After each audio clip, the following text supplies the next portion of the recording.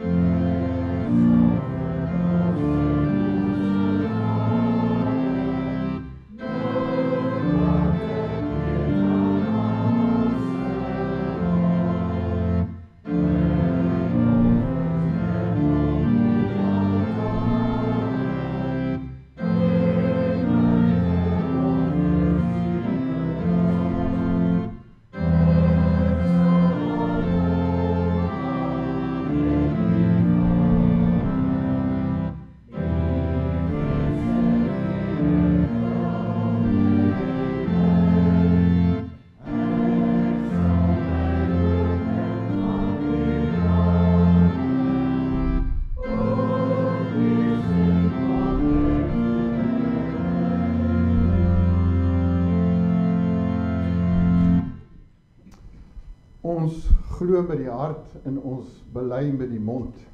Ons doen dit vanmôre met oortuiging in die woorde van geloofsbelijdenis van Nicea. Ons glo in een God, die almagtige Vader, die skepper van hemel en aarde, van alle sigbare en onsigbare dinge, en in een Here Jesus Christus, die eniggebore Seun van God voor al die eeue, uit die Vader gebore. Hy is God uit God, lig uit lig, ware God uit ware God, gebore, nie gemaak nie, een in wese met die Vader, deur wie alles tot stand gekom het.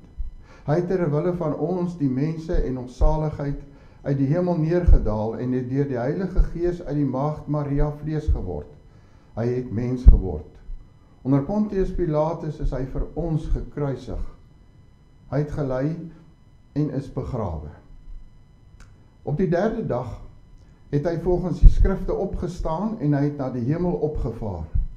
Hy sit aan die regterhand van die Vader en hy sal met heerlikheid terugkom om die lewendes en die dooies te oordeel. Aan sy koningskap sal daar geen einde wees nie. Ons glo in die Heilige Gees wat Here is en lewend maak. Hy gaan van die Vader en die Seun uit en hy word saam met die Vader en die Seun aanbid en verheerlik. Hy het deur die profete gespreek. Ons glo aan een heilige, algemene en apostoliese kerk. Ons bely een doop tot vergifnis van die sondes. Ons verwag die opstanding van die dooies en die lewe van die toekomstige bedeling. Amen.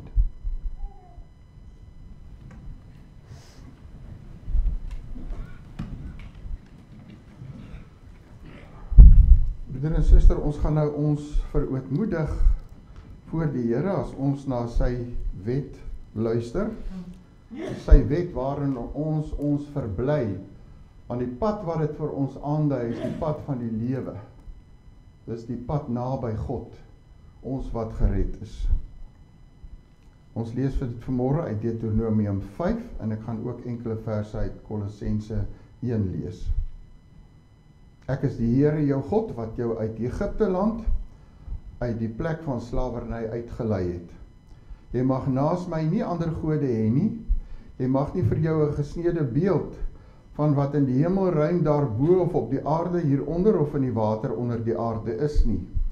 Jy mag nie voor hulle in aanbidding buig nie en jy mag hulle nie dien nie, want ek, die Here jou God, is 'n besitlike God wat kinders laat boet vir die sondeskuld van ouers, selfs die 3de en 4de geslag van hulle wat my verwerp.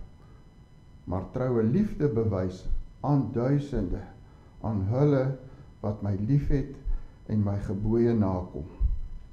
Jy mag die naam van die Here jou God nie misbruik nie, want die Here sal hulle wat sy naam misbruik nie ongestraf laat nie. Hou die Sabbatdag heilig, soos die Here jou God jou beveel het. 6 dae moet jy werk en alles doen wat jy moet. Maar die 7de dag is 'n Sabbat ter ere van die Here jou God. Jy mag geen werk dan doen nie. Nie jy en jou seun en jou dogter, jou slaaf en jou slavin, jou bees en jou donkie, of enige van jou diere nie, ook nie jou vreemdeling wat by jou is nie, sodat jou slaaf en jou slavin kan rus soos jy. Jy moet onthou dat jy ook 'n slaaf was in Egipte land, en dat die Here jou God met 'n sterk hand en 'n uitgestrekte arm jou daar uitgelei het. Daarom het die Here jou God jou beveel om die Sabbatdag te vier. Behandel jou vader en jou moeder met eerbied, soos die Here jou God jou beveel het, sodat jy lang kan leef en sodat met jou goed kan gaan op die grond wat die Here jou God vir jou gaan gee. Jy mag nie moord pleeg nie, jy mag nie egbreek pleeg nie, jy mag nie steel nie, jy mag nie vals getuig teen jou naaste nie, jy mag nie jou naaste se vrou begeer nie, jy mag nie jou naaste se huis begeer nie, ook nie sy saaigrond, sy slaaf en sy slavin, sy bees en sy donkie of enige iets wat aan jou naaste behoort nie.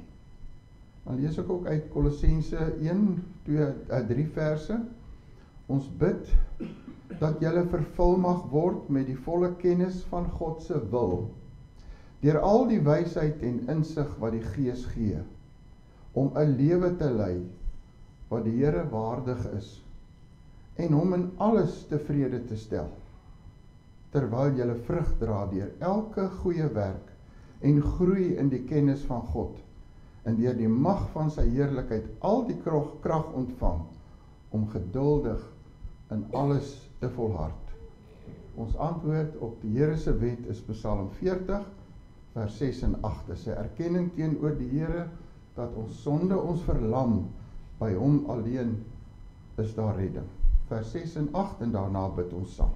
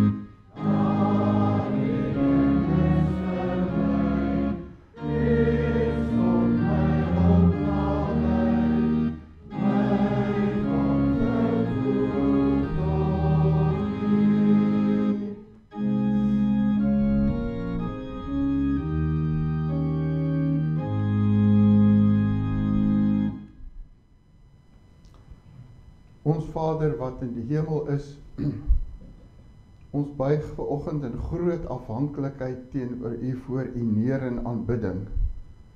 Want U is God. U is die ware, lewende God. Dus U wat alles gemaak het wat bestaan.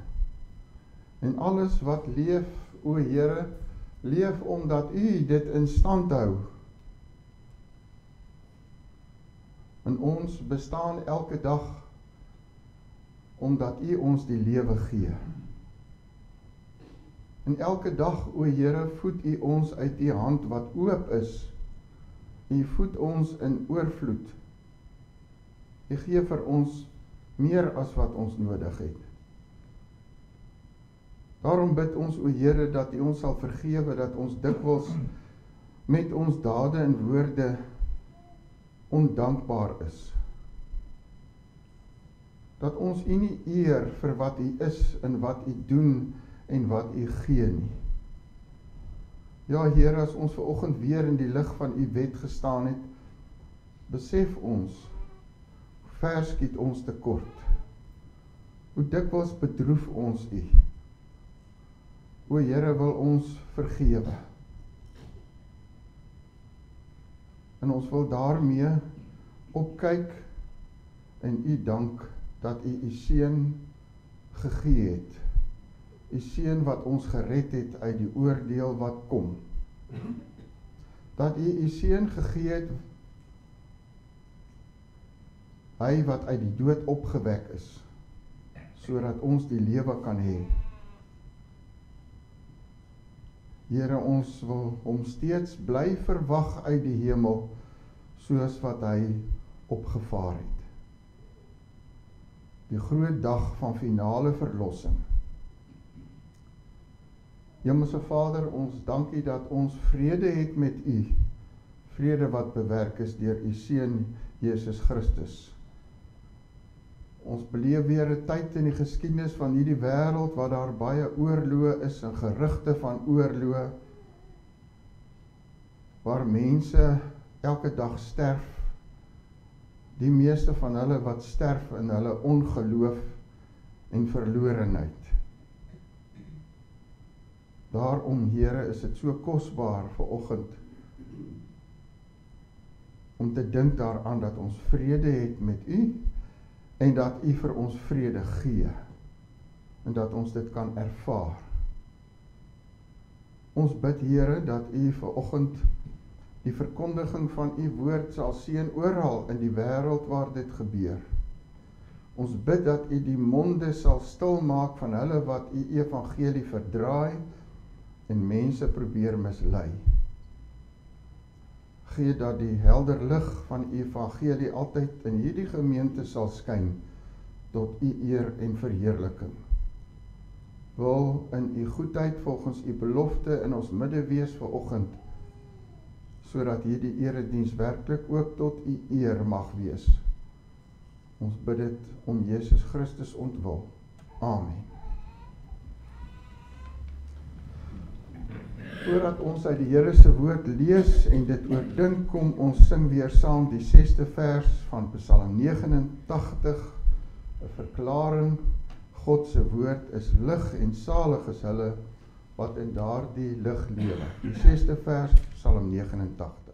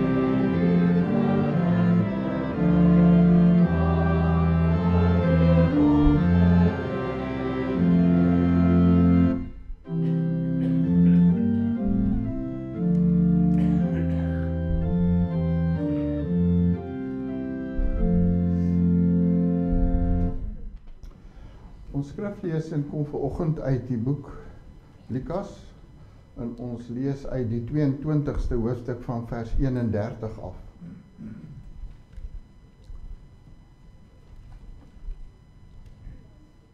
Simon, Simon, kyk, Satan het daarop aangedring om julle soos koring te sif. Maar ek het vir jou gebid sodat jou geloof nie sal wankel nie. En wanneer jy eendag tot inkeer gekom het, moet jy jou broers versterk. Petrus het egter vir hom gesê, Here, ek is bereid om saam met u die tronk en die dood binne te gaan. Maar Jesus sê, ek sê vir jou, Petrus, die haan sal vandag nie kraai, voordat jy 3 maal ontken het, dat jy my ken nie. Daarna het hy vir hulle gesê, toe ek julle uitgestuur het, sonder beursie, reisak en sandale, het julle iets oorgekom, of kort gekom? Niks nie, antwoord hulle. Toe sê hy vir hulle, wie nou egter 'n beursie besit, moet dit saamneem, en so ook 'n reisak, en wie nie 'n swaard het nie, moet sy boekleed verkoop en een koop. Want ek sê vir julle, hierdie skrifwoord moet in my vervulling vind, hy is saam met die wetteloses gereken. Want die woorde wat op my betrekking het, word inderdaad nou voltrek. Hulle sê toe, Here, kyk, hier is 2 swaarde. Hy sê vir hulle, dit is genoeg. Hy het vertrek en soos gewoonlik na die Olyfberg gegaan en die disippels het hom gevolg. En toe hy by die plek aankom, sê hy vir hulle, bid, sodat julle nie in versoeking kom nie. Hy het toe 'n entjie van hulle af weggestap, ongeveer 'n klip, gooi ver, gekniel en gebid, Vader, as u wil, neem hierdie beker van my af weg.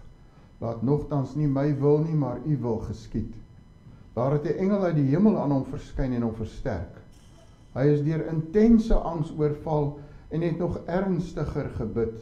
Sy sweet het soos druppels bloed op die grond geval en toe hy na sy gebed opstaan, gaan hy na sy disippels en vind van hulle droefheid aan die slaap. En hy het vir hulle gesê, waarom slaap julle, staan op en bid, sodat julle nie in versoeking kan kom nie. Jesus was nog besig om te praat, toe kom daar skielik 'n menigte aan. En die man wat Judas genoem word, een van die 12, het voor hulle uitgeloop en nader gekom na Jesus om hom te soen. Maar Jesus sê vir hom, Judas, is dit met 'n soen dat jy die seun van die mens oorlewer? Toe diegene wat saam met hom was sien wat gaan gebeur, sê hulle, Here, moet ons hulle met die swaard aanval? Daarop het een van hulle die slaaf van die hoofpriester getref en sy regteroor afgekap. Maar Jesus het gesê, hou op daarmee. Hy het die oor aangeraak en die man genees. Jesus het toe vir die leierpriesters en die bevelvoerders van die tempelwag en die familiehoofde wat teen hom opgetrek het gesê, het julle met swaarde en knippels uitgetrek, soos teen 'n rower? En dan volg die teks vir ons prediking. Ek was daagliks saam met julle op die tempelterrein, en tog het julle nie 'n hand op my gelê nie, maar dit is julle uur. Nou regeer die duisternis.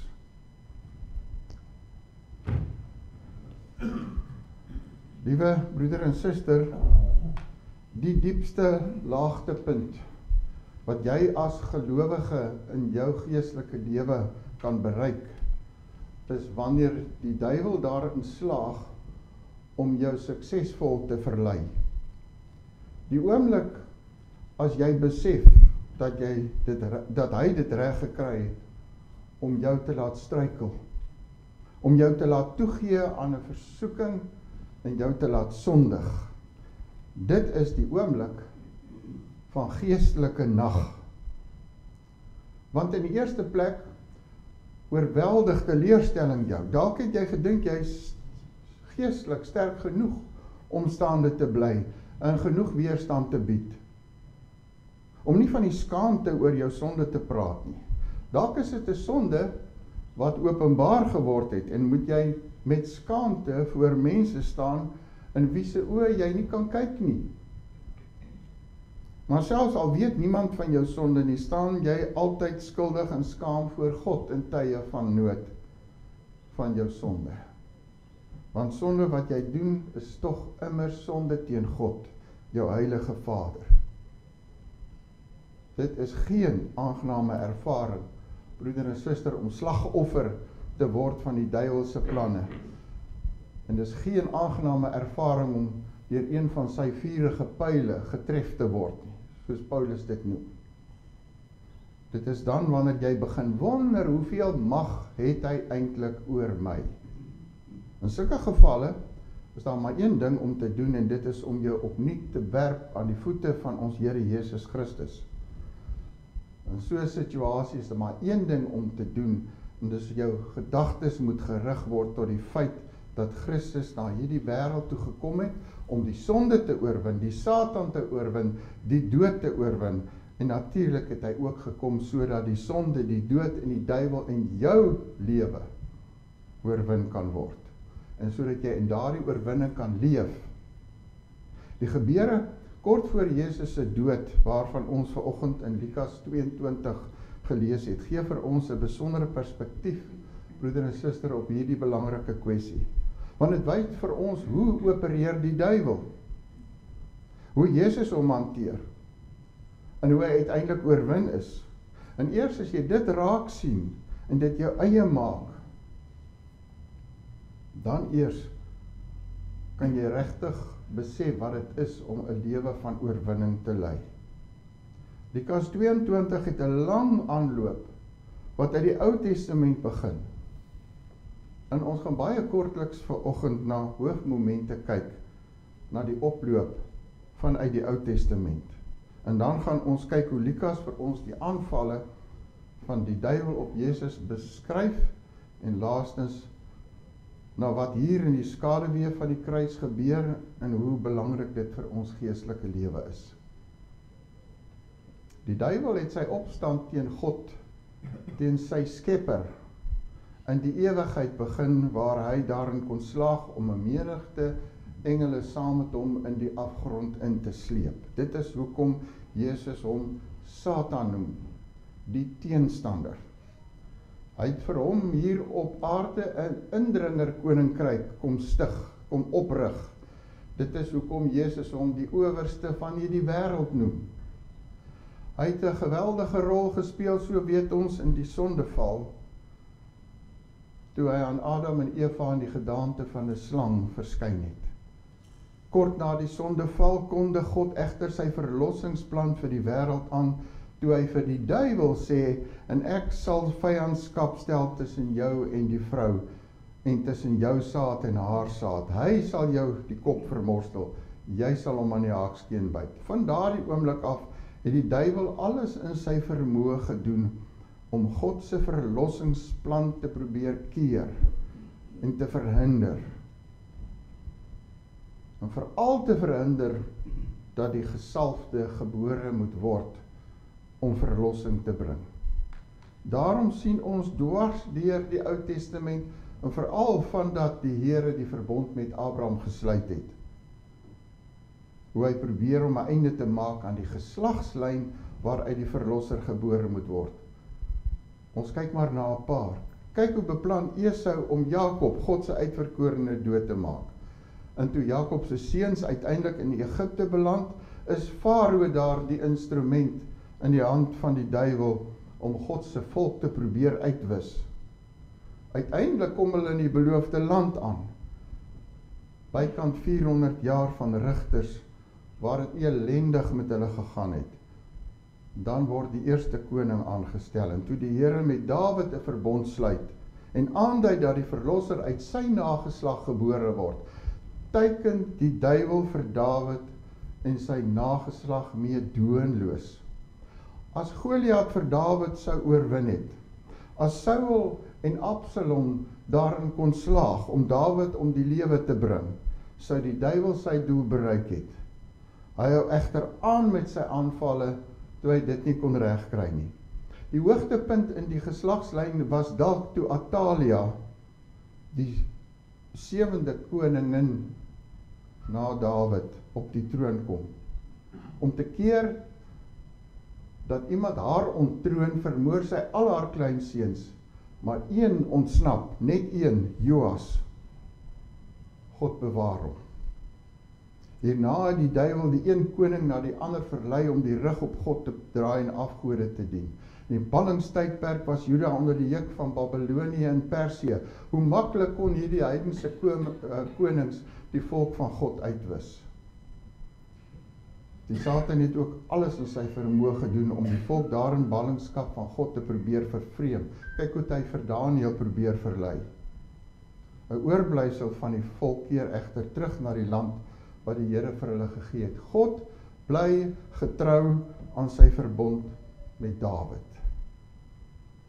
Toe kom die volheid van die tyd. Toe word Jesus die seun van Dawid, soos hy ook genoem word, uit Juda se koningslyn gebore, en nou spit Satan al sy aanvalle toe op God se gesalfde. Kyk hoe skets Lukas dit. Ek gaan nie na die ander evangelies kyk nie, maar Lukas beskryf vir ons, toe Jesus sy ouers hom tempel toe bring vir die besnydenis, het die ouwe Simeon hulle geseën onder leiding van die Heilige Gees gesê, kyk, hierdie kindjie is bestem vir die val en die opstaan van baie mense in Israel as 'n teken wat betwis word. Letterlik staan hier as 'n teken wat gedurig teëgestaan sal word. Onder die aanstigting van die duiwel, die groot teenstander, sal mense hom, die gestuurde van God, gedurig onophoudelik teëstaan om hom uit die weg te probeer ruim. So het Herodes die seentjies laat vermoor.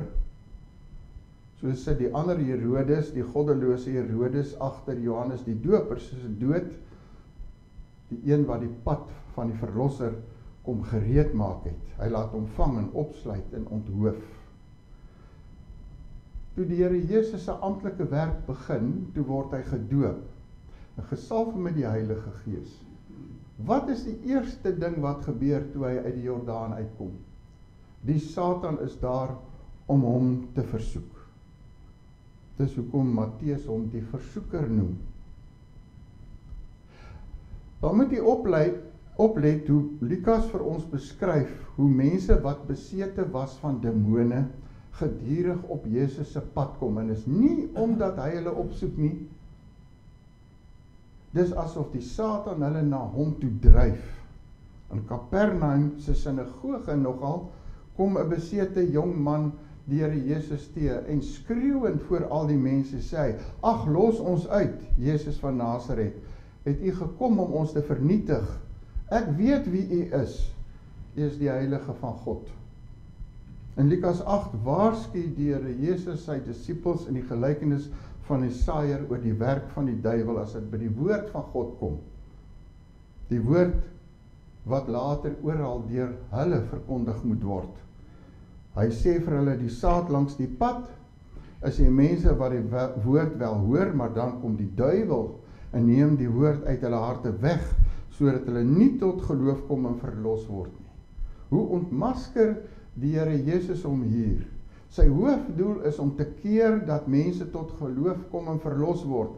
En hy kan dit veral doen deur te probeer keer dat hulle die goeie boodskap hoor en tot bekering kom. Dit gebeur vandag oral. Hy keer mense en hy laat sekere mense die woord verdraai en dit aan mense opdis. Die duiwel sit ook waarskynlik agter die storm op die meer van Galilea, waarvan Lukas ons vertel, toe die Here Jesus saam met sy disippels in die skuit was en hulle amper vergaan het. Want ons lees, aan die einde het Jesus die stormsee en die wind bestraf.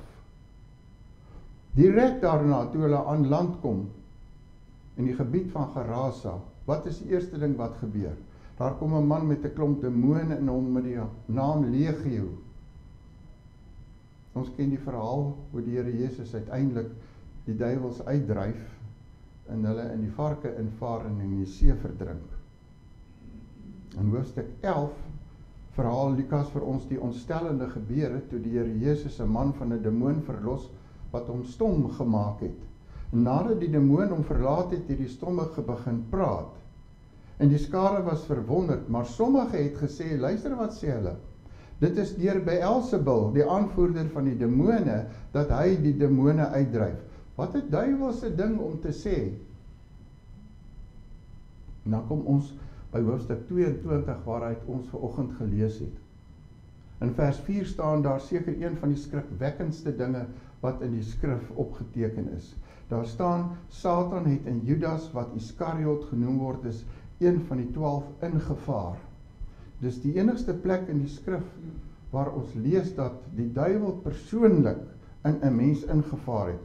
Al die ander plekke is daar sprake van demone, Satan se trawante, die ander gevalle engele wat in mense ingevaar het en hulle skade berokken het, geestelik en fisies. Satan is nie alomteenwoordig nie. En hy kan hom maar persoonlik net op een plek aan een mens wy. En dit het hy hier gedoen met Judas, om Jezus by te kom. Ag, hoe haat hy God, en hoe haat hy God se verlossingsplan nie. Hoe moes die woorde van God in die paradys oor wat die saad van die vrou aan hom gaan doen, gedurig by hom gespook het. En dan stel die Here Jesus die nagmaal in, net voordat hierdie hoofstuk, die stuk wat ons gelees het, en sê vir sy disippels aan tafel, toe hulle begin bespiegel wie hom gaan verraai, toe sê hy, want met die seun van die mens sal dit gaan soos wat dit bepaal is, maar wee daardie man deur wie hy verraai word. Sal later terugkom na hierdie baie belangrike woord.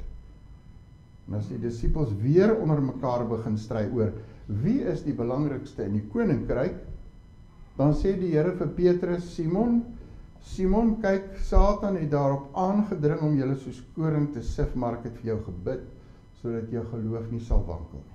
Satan is nie net agter die herder aan nie, broeder en suster, maar ook die skape. En in hierdie geval die skape wat die naaste aan die herder was, ons Here Jesus Christus, hulle is sy teiken. O, hoe haat hy God en sy kinders nie.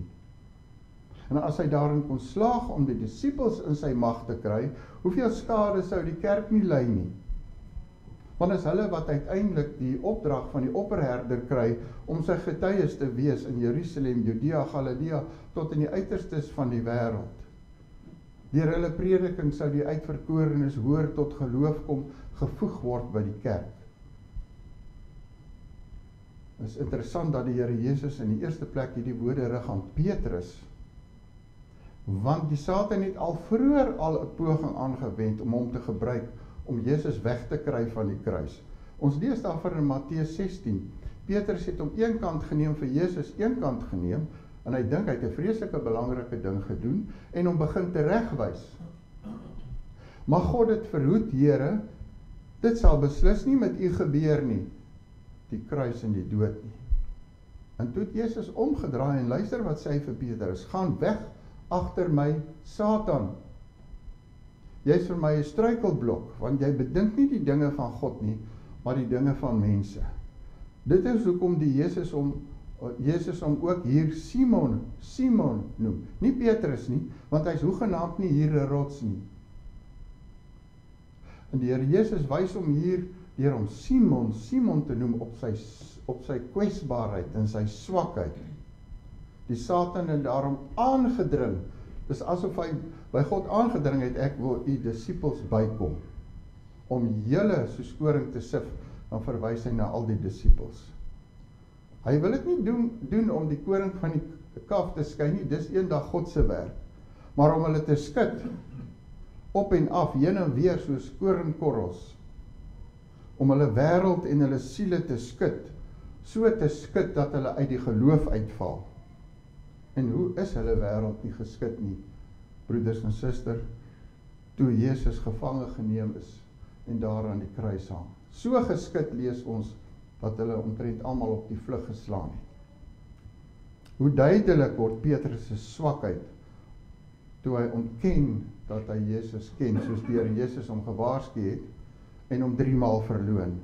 O, as die duiwel daarin kon slaag om Petrus uit sy geloof te skud, sou hy ook in staat gewees het om ons verlosser se werk ongedaan te maak. Maar die Here hou Petrus vas. Sy gebed vir sy disippels word verhoor. Die Here bewaar hom en die ander disippels. Broeder en suster, die Satan doen ook alles in sy vermoë om God se werk in jou lewe te keer. Hy is ook jou Satan, jou teenstander. Hy is ook jou duiwel, die verwoester, letterlik die een wat uit mekaar ruk en skeer. Hy probeer God se verlossingswerk in jou keer en jou geloof tot niet maak. 'n Bose ding om te doen. Dis hoekom die duiwel ook die bose genoem word. En hoekom die Here Jesus in Johannes 17 sy Vader bid dat hy sy kerk van die bose sal bewaar. Toe die gebeure waarvan ons hier in Lukas 22 gelees het plaasvind, het die Here Jesus se werk hier op aarde byna tot 'n einde gekom. As verlosser is hy om die punt om die verlossingsplan van God finaal aan die kruis te realiseer. Die duiwel weet sy tyd is min. Ons hoor van die finale aanslag op ons verlosser as hy in vers 53 sê, as die Here Jesus in vers 53 sê, ek was daagliks saam met julle op die tempelterrein, sê hy vir hierdie menigte, en tog het julle nie 'n hand op my gelê nie, maar dit is julle uur. Nou regeer die duisternis. Die Joodse leiers het baie tyd gehad om Jesus gevange te neem, maar helder oordag op die besige tempelterrein, waar dit oproer kon veroorsaak, daarvoor het hulle in hulle lafhartigheid en vrees vir die volk nie kans gesien nie. Maar nou is dit nagdonker, ons moet onthou, hierdie gebeure vind waarskynlik kort na middernag plaas. Dis donker. En ons weet hoeveel keer in die Bybel word die werke van die duiwel as die werke van die duisternis beskryf. En Jesus sê vir hulle, nou is dit julle uur. Dit wys daarop dat die bepaalde tyd vir sy arrestasie en kruisiging nou aangebreek het. Hierdie geweldige oploop van Genesis 3 af vind sy kulminasie op hierdie oomblik. Dis 'n ontsaglike ding wat die Here Jesus hier sê, as hy sê, dit is nou die uur, dis nou julle uur. Maar dit is die oomblik wat God bepaal het. Dis die kulminasie van hierdie geestelike oorlog tussen goed en kwaad, die hoogtepunt van die duiwel se aanvalle op die saad van die vrou en op die gesalfde van God. Nou laat God die godsdienstleiers en die bose magte toe om hulle bose dade te pleeg. Dis nou die regte tyd daarvoor. In die volheid van die tyd is Christus gebore. In die volheid van die tyd is hy gevange geneem. Nou word al die profesieë van die Ou Testament waar. Hy wat die lig vir die wêreld was of is, word nou oorval deur die magte van die duisternis. Maar so word God se raadsplan uitgevoer. Want dis ook die uur dat die slang se kop vermorsel gaan word. Want is net 'n bepaalde tyd, net 'n uur wat aan hom gegee word. Dalk het die Satan gedink, hy gaan die seun van God oorwin, maar al wat hy gedoen het, was om die raadsplan van God te help voltooi.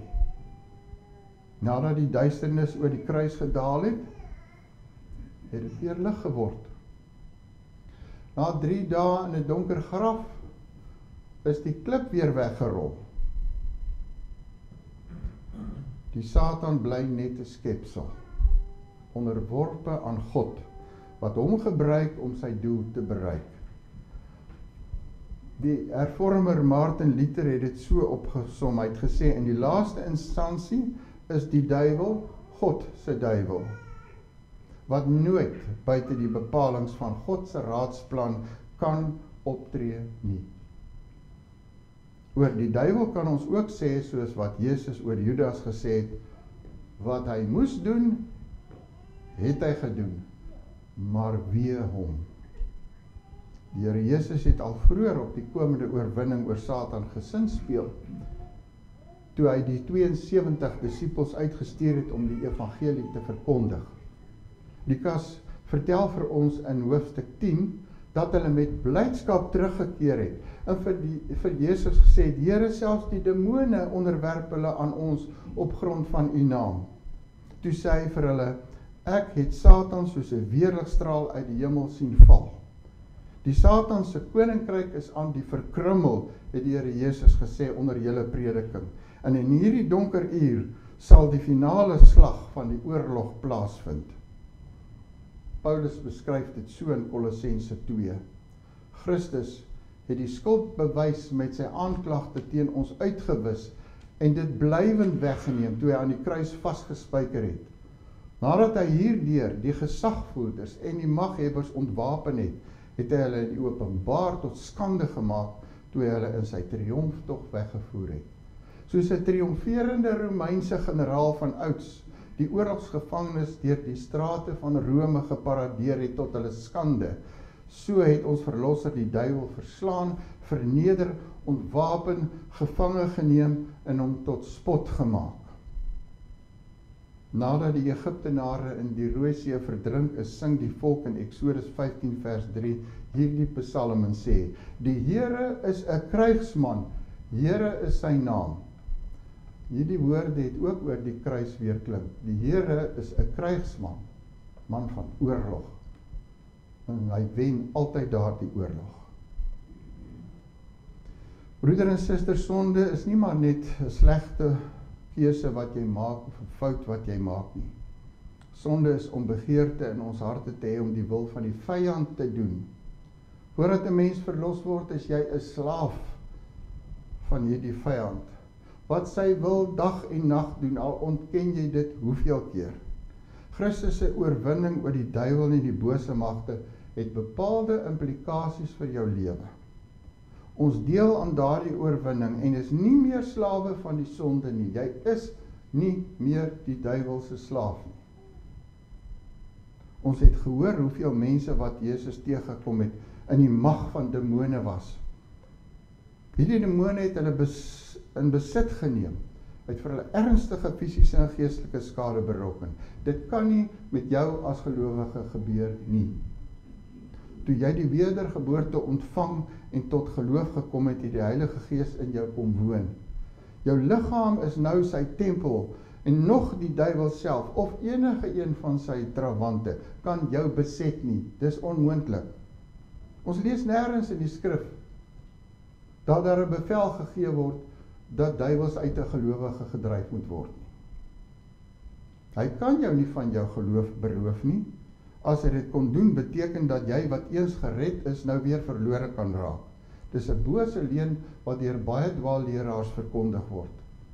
Jy is eenmaal verlos en altyd verlos. En niemand, nie eers die duiwel, kan jou uit God se hand ruk nie. Christus het jou verlos van die mag wat hy oor jou gehad het. Hy is ontwapen. Die enigste wapen wat hy gehad het om jou mee by te kom, was sonde wat nie vergewe is nie. Dis sy enigste wapen. Daarmee kon hy jou aanklag. In God se hof is hy egter nie meer welkom nie. Ons lees in Openbaring 12 dat na die Here Jesus se hemelvaart is hy uit die hemel gegooi. Hy kan nie meer voor God kom om jou aan te kla nie. In elk geval sou hy gek gewees het en tot 'n gekkery gemaak gewees het as hy jou sou probeer aankla, want hy het geen saak meer nie. Christus het jou rekord skoon gevee. Daarom moet jy nie met onnodige skuldgevoelens rondloop oor sondes van die verlede nie. Moenie toelaat dat die duiwel jou oortuig dat dit nog staan en teen jou gaan tel nie. Dis waar, hy is nog nie in die poel van vuur gegooi nie, maar sy rug is gebreek. Hy is soos 'n hond aan 'n ketting. In sy magteloosheid teen God loop hy nog rond soos 'n brullende leeu, soek wie hy kan verslind. Hy haat God se kinders, hy haat God se kerk. En ons weet, broeder en suster, as jy te naby aan 'n hond kom wat in 'n ketting is, gaan jy gebyt word. Bly weg van plekke en situasies waar jy weet hy jou gaan bykom met sy vurige pyle. En onthou, die duiwel kan jou nie dwing om te sondig nie, daar bestaan nie so 'n ding nie. As jy as 'n gelowige sondig, het jy die keuse gemaak om dit te doen. Daarom moet jy steeds jou ou natuur beklei. Jou ou natuur is soos 'n uitnodiging, soos 'n maatjie by jou voordeur wat vir die duiwel sê welkom. Dawid wat vergeet het dat hy nie op sy manskappe moet staat maak nie, het in sy eie magsbeheptheid die duiwel die kans gegee, soos word het vir ons beskryf, die duiwel wat hom aangehits het om die volk teen God se wil te tel. Daar het die duiwel sy swakheid gebruik om by Dawid uit te kom. Paulus skryf oor hierdie gevaar in Efesiërs en sê, word kwaad, maar moenie sondig nie, laat die son nie ondergaan oor julle woede nie, moenie vir die duiwel plek gee nie. As jy 'n swakheid het om vinnig kwaad te word, pas op, die duiwel gebruik dit. Staan hom teen, en hy sal van jou al wegvlug, sê Jakobus vir ons. Bewapen jou met die geestelike wapens wat God vir jou gegee het. Ken jou eie swakheid, en bid soos die Here jou geleer het. Laat ons nie in versoeking kom nie, maar verlos ons van die bose. Amen. Kom ons dank. Here onse God, ons dank U dat ons vanoggend die Here Jesus se oorwinning oor die bose kan vier. Met dankbaarheid en vreugde daaraan kan dink, dat dit wat ons nooit sou kon doen nie, dat U dit deur U Seun Jesus Christus gedoen het. En dat ons vandag kan deel hê aan daardie oorwinning. Here, hoe goed is U vir ons? Ons verdien dit nie. U het ons nie verniet geleer om te bid dat ons nie in versoeking sal kom nie, maar van die bose verlos word. Want Here, ons is swak. En die duiwel weet dalk nog beter as ons wat ons swakhede is. Gee dat ons nooit ons aandag sal verslap nie, maar altyd wakker sal bly, sodat ons nie deur 'n vurige pyl van die Satan getref word en in skande kom nie. Laat ons nooit vergeet, o Here, dat ons nie in eie krag kan bly staan nie.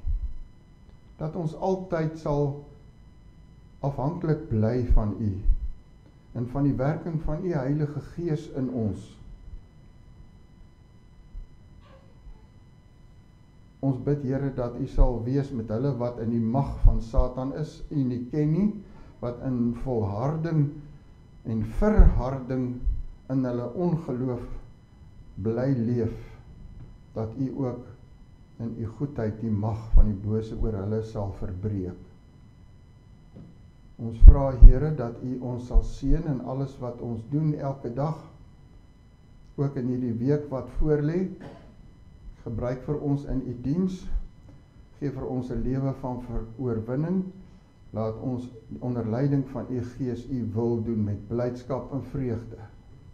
Terwyl ons bid, Here, dat U sal wees met hulle wat siek is en oud word en swak is, wat graag hier by ons wil wees en nie kan nie, dat U hulle sal versterk in die geloof. Dat U sal dink aan die kinders hier op aarde wat vasgevang is in die omstandighede van oorlog en dood, dat U hulle sal beskerm en versterk. En terwyl ons dit vir hulle bid, Here, dank ons U dat ons vanoggend in vrede en in rustigheid U kan aanbid. Ons weet, Here, dit gaan in ons land nie goed nie, maar ons dank U dat U nog U kinders bewaar en gee dat U kerk nog kan voortbestaan. Gee dat ons ook profeties in hierdie land van ons sal optree. Ons bid dit in groot afhanklikheid van U, in die naam van U Seun Jesus Christus ons Here. Amen. Sing ons Psalm 71 vers 7, 9 en 10, waar ons sing dat ten spyte van die feit dat ons vyand ons ondergang beplan, bly God ons redder en beskermer.